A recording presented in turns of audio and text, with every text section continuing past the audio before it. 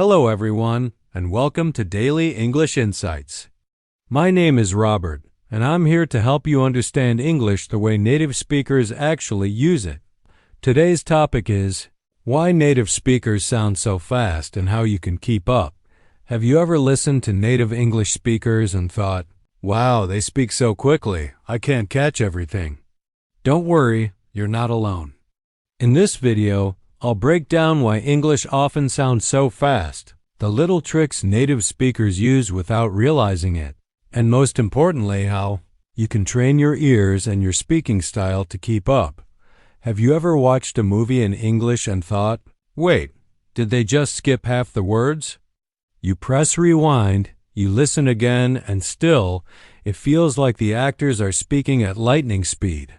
You know the vocabulary, you studied the grammar. But when natives open their mouths, it feels like a blur. Here's the truth. They are not skipping words. They are simply connecting them, reducing them, and flowing in a way that feels natural to them but overwhelming to learners. It's the difference between a robotic textbook voice, I am, going to the store, and the fast, natural version, I'm gonna festore. One sounds clear but unnatural.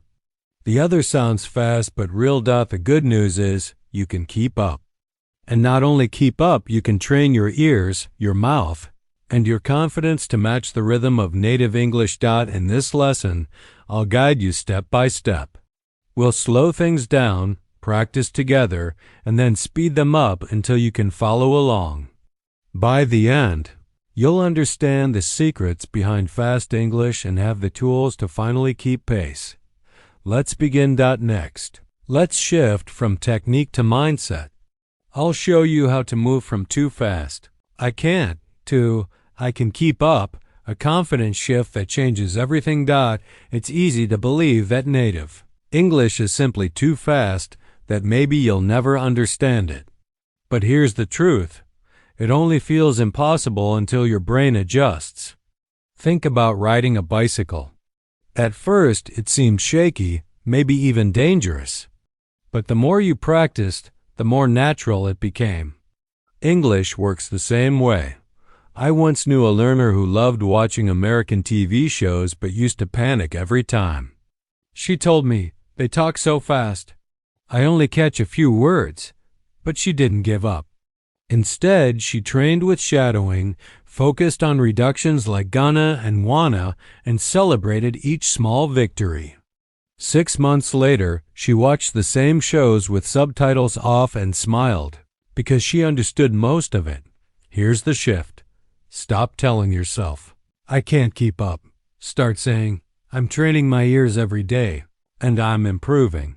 Confidence doesn't come after fluency, it grows with it. So, from now on, every time you hear fast English, don't feel defeated. Think, yes, it's quick, but I know the secret.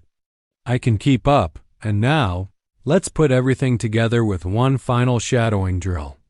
Let's bring everything together with one last practice. Remember, fast English is not about skipping words, it's about connecting them, reducing sounds, and following the rhythm. Here's your 3-step drill. First, the slow, robotic version. I am going to watch a movie tonight. Say it with me, word by word. Good. Now step 2, medium speed. I'm going to watch a movie tonight. Notice how it already feels smoother. Finally, the natural version. I'm going to watch a movie tonight. Repeat it with me. Hear the rhythm, feel the flow. That's the sound of real English. This is your daily training tool. Choose 1 or 2 sentences each day, practice them slow, gives medium, gives natural, and shadow them until your mouth feels comfortable. The more you do this, the less fast English will scare you. So let's wrap up. Natives sound fast because of connected speech, reductions, and rhythm.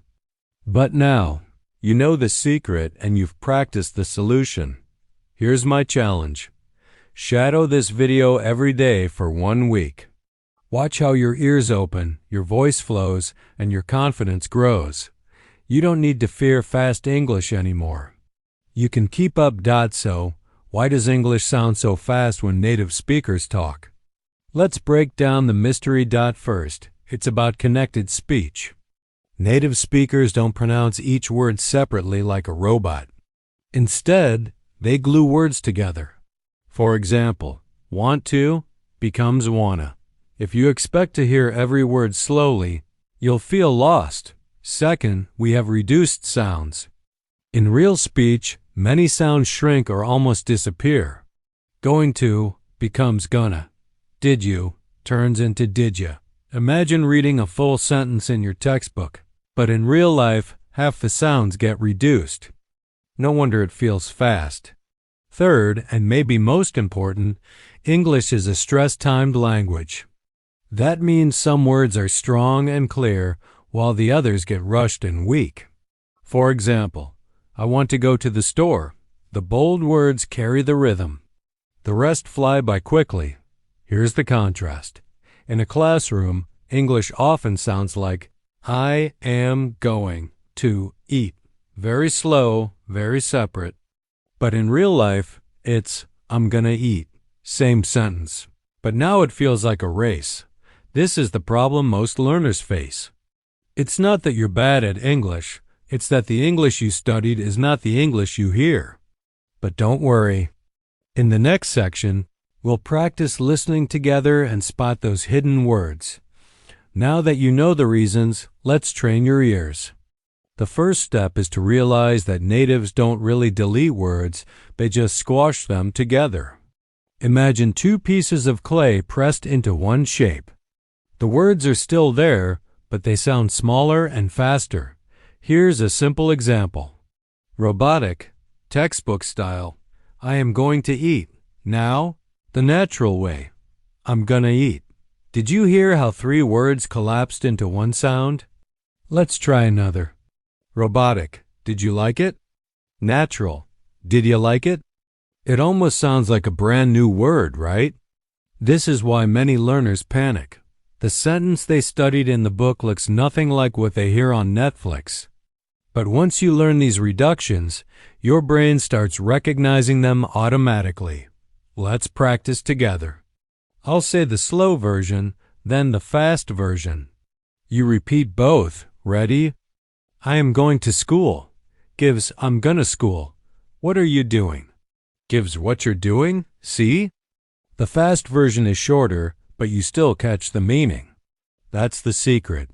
Don't chase every single sound, focus on the rhythm and the keywords dot in the next section.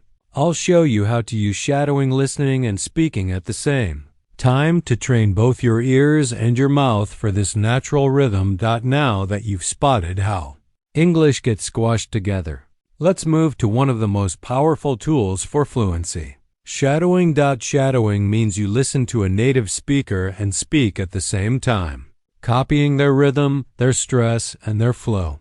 Think of it like singing along to your favorite song. You don't stop and translate. You just follow the music. Here's the contrast. Many learners practice by repeating word by word. For example, the teacher says, "How are you today?" And the student repeats, "How?" You. Today. This feels safe, but it's too slow. In real life, people don't wait for you like that. With shadowing, you jump into the river of English and flow with it. At first, you might miss words. That's normal. But over time, your mouth and ears get used to the rhythm, and suddenly, you sound more natural without even thinking.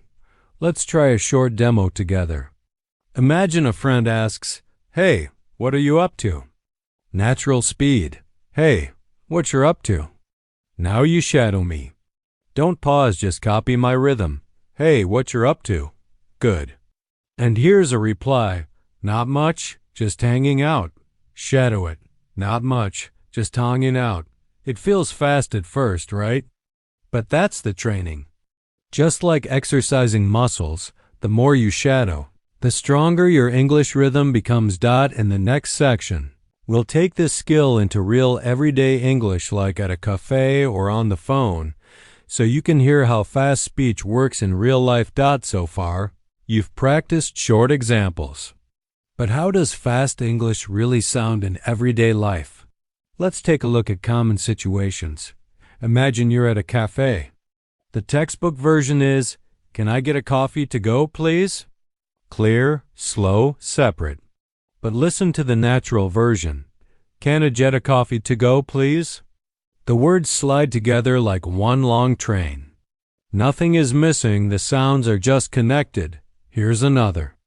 On the phone, someone asks, "What are you doing?" In a book, that's easy. But in real life, it often sounds like, "What you're doing?" Shorter, faster, but completely natural. Let's practice together. Repeat after me slowly. "What are you doing?" Now a little faster. "What you're doing?" And now natural. "What you're doing?" Feel the rhythm, not just the words. Here's the contrast. If you tried to speak like a robot, people may understand you, but you'll sound unnatural. If you learn the natural flow, you'll not only understand natives, you'll sound like 1-2 dot. This is why listening and shadowing with real-life phrases is so important.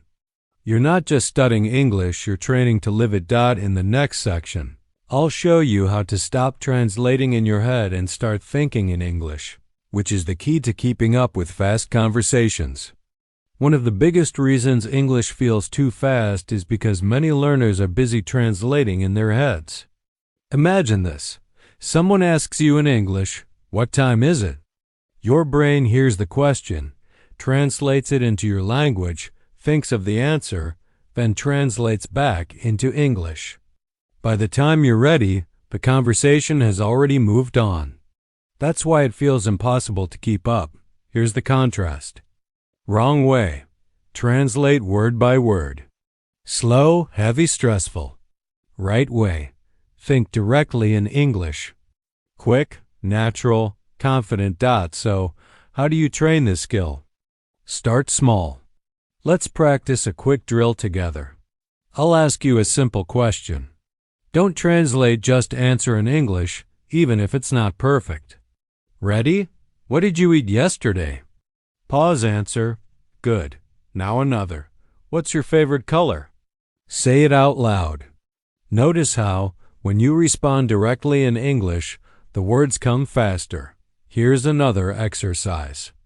Describe something around you right now in English. For example, there is a chair. The chair is black. I sit on the chair.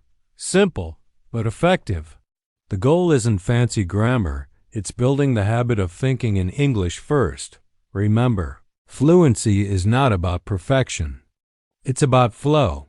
If you can train your brain to skip the translation step, you'll feel lighter, quicker, and more confident in real conversations.